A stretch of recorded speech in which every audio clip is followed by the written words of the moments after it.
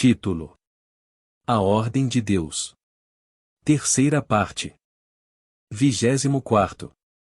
Com que autoridade das Escrituras os assim chamados ministros se denominam a si mesmos o reverendos? Quando a Bíblia diz que o reverendo ou é o nome do Senhor. Salmos 111, 9 versão inglesa. Salmos 111, 9.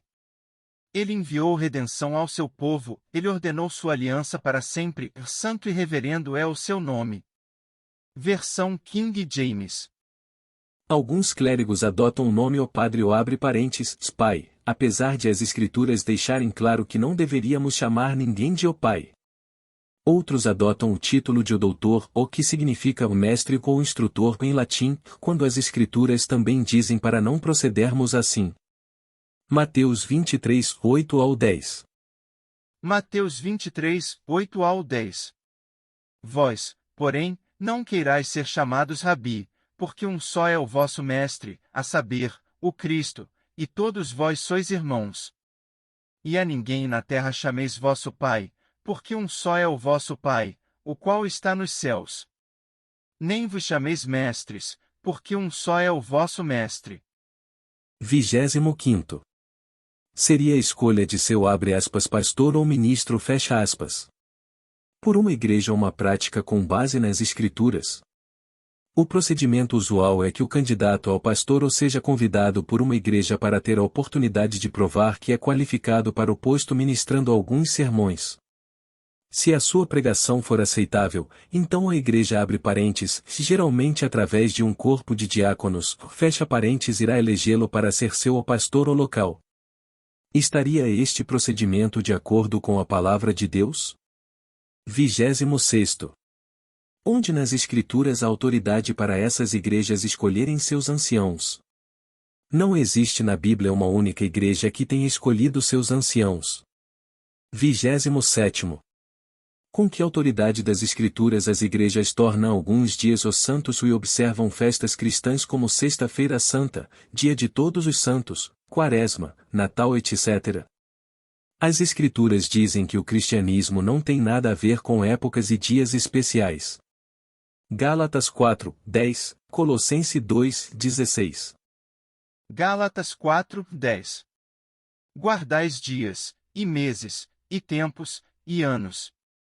Colossenses 2, 16 ao 17. Ninguém, pois, vos julgue pelo comer, ou pelo beber, ou por causa de dias de festa, ou de lua nova, ou de sábados, que são sombras das coisas vindouras, mas o corpo é de Cristo. 28º. Que autoridade das Escrituras têm aqueles que ministram nos púlpitos dessas igrejas para ensinar doutrinas erradas como teologia do pacto, amilenialismo, segurança condicional, purgatório, absolvição, guarda da lei etc. 29º. Acaso existe autoridade das Escrituras para se promover reuniões de o testemunho, onde um homem se levanta e diz para a audiência como ele foi salvo, geralmente descrevendo sua vida passada de pecados? 30º. Que autoridade há no Novo Testamento para se recolher dízimo 10% de nossa receita, da audiência, quando o dízimo é claramente uma lei mosaica dada para Israel? Levítico 27, 32 e 34, o número 18, 21 ao 24. Levítico 27, 32 e o 34. Quanto a todo o dízimo do gado e do rebanho, de tudo que passar debaixo da vara, esse dízimo será santo ao Senhor. São esses os mandamentos que o Senhor ordenou a Moisés, para os filhos de Israel, no Monte Sinai. Números 18, 21 ao 24. Eis que aos filhos de Levi tenho dado todos os dízimos em Israel por herança, pelo serviço que prestam, o serviço da tenda da revelação. Ora, nunca mais os filhos de Israel se chegarão à tenda da revelação, para que não levem sobre si o pecado e morram. Mas os levitas farão o serviço da tenda da revelação, e eles levarão sobre si a sua iniquidade, que pelas vossas gerações estatuto perpétuo será, e no meio dos filhos de Israel nenhuma herança terão. Porque os dízimos que os filhos de Israel oferecerem ao Senhor em oferta alçada, eu os tenho dado por herança aos levitas, porquanto eu lhes disse que nenhuma herança teriam entre os filhos de Israel. 31º ponto. Onde há nas Escrituras base para campanhas para se levantar fundos e pedir doações de audiências mistas de salvos e perdidos nessas igrejas? A Bíblia indica que os servos do Senhor não tomavam coisa alguma das pessoas deste mundo que não eram salvas, quando pregavam o Evangelho a elas. 3 João 7. 3 João 1:7. Porque por amor do nome saíram, sem nada aceitar dos gentios. 32º. Seriam os seminários e escolas bíblicas o modo de Deus preparar um servo para o ministério? Conceder e receber diplomas e títulos, como doutor em divindade, seria uma prática fundamentada nas Escrituras. A Bíblia diz que não devemos dar títulos honoríficos uns aos outros. Jó 32, 21 ao 22, Mateus 23, 7 ao 12. Jó 32, 21 ao 22. Que não faça eu acepção de pessoas, nem use de lisonjas para com o homem. Porque não sei usar de lisonjas, do contrário, em breve me levaria o meu Criador. Mateus 23, 7 ao 12. Das saudações nas praças, e de serem chamados pelos homens, Rabi. Vós, porém, não queirais ser chamados Rabi, porque um só é o vosso mestre, e todos vós sois irmãos. E a ninguém sobre a terra chameis vosso Pai, porque um só é o vosso Pai, aquele que está nos céus. Nem queirais ser chamados guias, porque um só é o vosso guia, que é o Cristo. Mas o maior dentre vós há de ser vosso servo. Qualquer, pois, que a si mesmo se exaltar, será humilhado, e qualquer que a si mesmo se humilhar, será exaltado. 33º. Será que existe qualquer fundamento na palavra de Deus para essas igrejas enviarem ministros e pastores para um determinado lugar para executarem uma obra para o Senhor? Costumamos ouvir comentários como: o pastor fulano foi enviado por tal organização. As Escrituras mostram que Cristo, a cabeça da igreja e Senhor da seara, é quem envia os seus servos para a obra que preparou para eles, por meio da direção do Espírito, e que a igreja deve tão somente reconhecer isso estendendo ao servo a destra a comunhão. Mateus 9, 38, Atos 13, 1 ao 4, ou Gálatas 2, 7 ao 9. Mateus 9, 38. Rogai, pois, ao Senhor da seara que mande trabalhadores para a sua seara. Atos 13, 1 ao 4.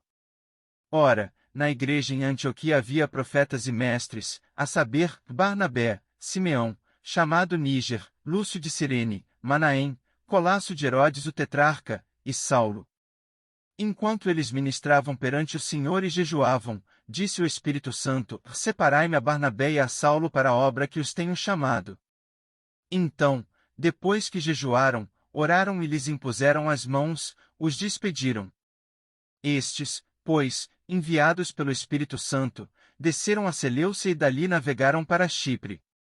Gálatas 2, 7 ao 9. Antes, pelo contrário, quando viram que o evangelho da incircuncisão me estava confiado, como a Pedro da circuncisão. Porque aquele que operou eficazmente em Pedro para o apostolado da circuncisão, esse operou também em mim com eficácia para com os gentios. E conhecendo Tiago, Cefas e João, que eram considerados como as colunas, a graça que me havia sido dada, deram-nos as destras, em comunhão comigo e com Barnabé, para que nós fossemos aos gentios, e eles à circuncisão. 34º. Onde nas Escrituras vemos a ideia da igreja ser uma organização que ensina? Costumamos ouvir pessoas dizendo: nossa igreja ensina que. Na Bíblia não vemos a igreja ensinando, mas sendo ensinada por indivíduos que são levantados pelo Senhor. Atos 11, 26, Romanos 12, 7, Apocalipse 2, 7, 11, 17, 29, capítulo 3, 6, 13, 22, 1 Tessalonicenses 5, 27. Atos 11, 26. E sucedeu que todo um ano se reuniram naquela igreja, e ensinaram muita gente, e em Antioquia foram os discípulos, pela primeira vez, chamados cristãos. Romanos 12, 7. Se é ministério, seja em ministrar, se é ensinar, haja dedicação ao ensino. Apocalipse 2, 7. Quem tem ouvidos, ouça o que o Espírito diz às igrejas: ao que vencer, dar-lhe-ei a comer da árvore da vida, que está no meio do paraíso de Deus. Versículo 11.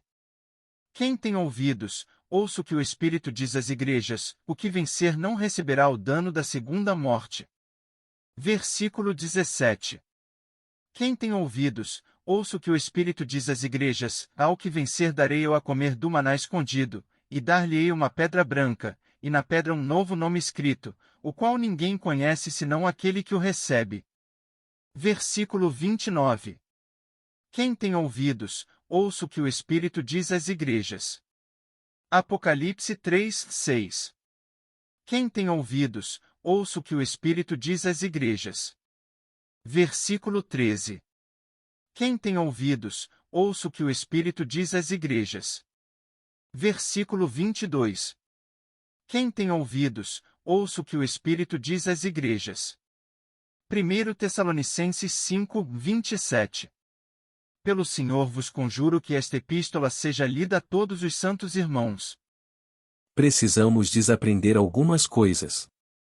Antes de tentarmos apresentar a ordem de Deus encontrada em Sua Palavra, de como os cristãos devem se reunir para a adoração e ministério da Palavra, e também a ordem de Deus para o governo da Igreja, infelizmente existem algumas falsas ideias que primeiro precisam ser descartadas.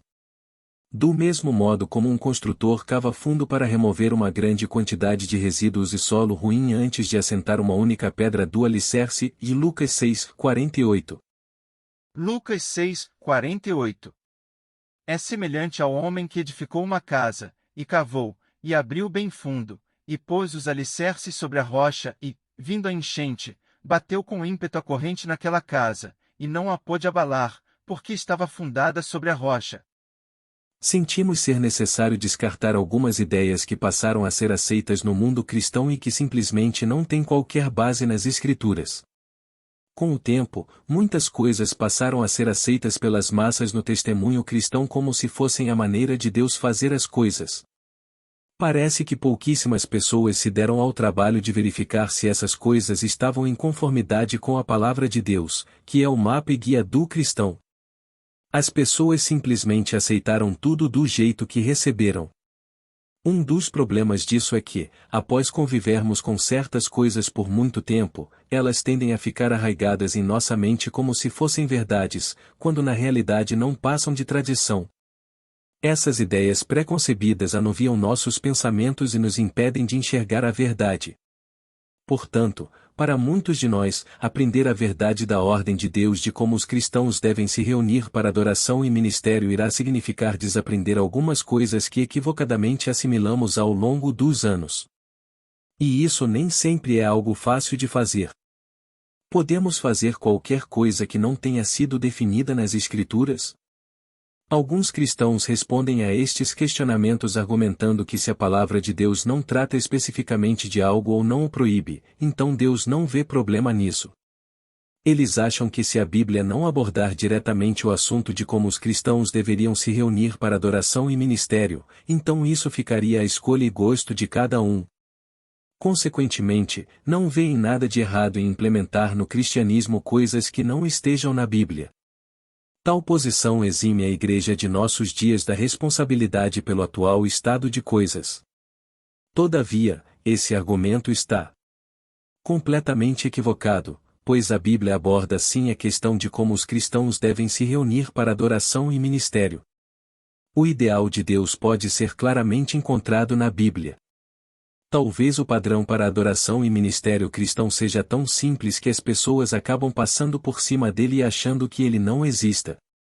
Boa parte da ordem tradicional do governo da Igreja, que é encontrada no cristianismo denominacional hoje, não apenas carece de fundamento na palavra de Deus, na verdade, ela chega até a contradizer o que Deus estabelece em sua palavra.